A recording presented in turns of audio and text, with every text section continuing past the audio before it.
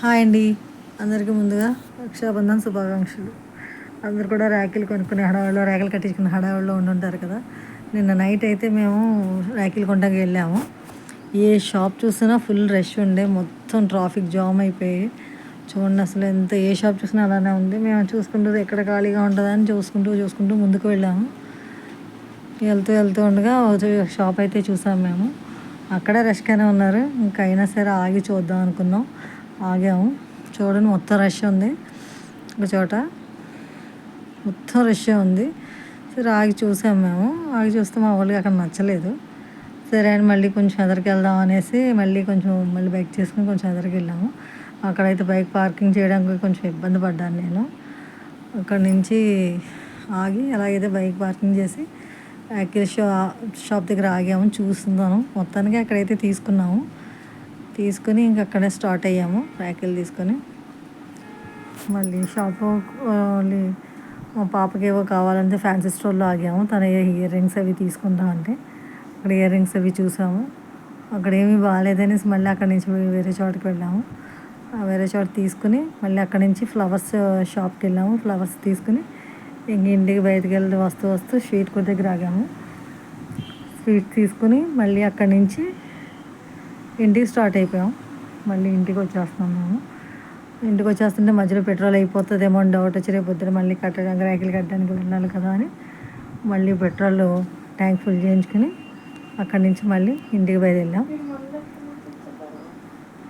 వచ్చేసాం. తర్వాత next day అంటే ఈరోజు రాఖీ రోజు ఫస్ట్ పొద్దుటే లేసి అమ్మవారు పూజ చేసుకొని రాఖీకి సంబంధించిన అన్నీ రెడీ చేసుకుని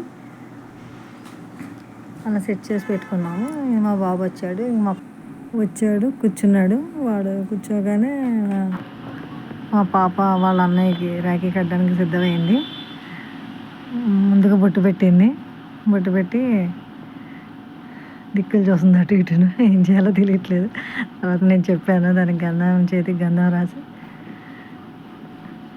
తర్వాత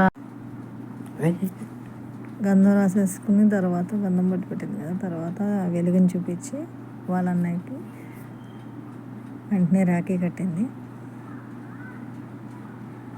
రాఖీ కట్టించుకుని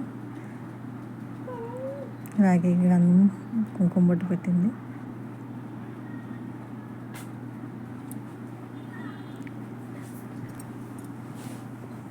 పెట్టి వాళ్ళ అన్నయ్య దగ్గర బ్లెస్సింగ్స్ తీసుకుంటుంది. రోజు కొట్టుకునేవాళ్ళు ఈ రోజు మాత్రం తన కాళ్ళ మీద కూడా బ్లెస్సింగ్స్ అయితే తీసుకుంటుంది.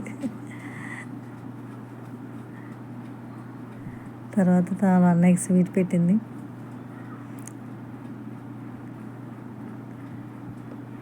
చూడండి అది ఎలా పెడుతుందో స్వీట్ కూడా.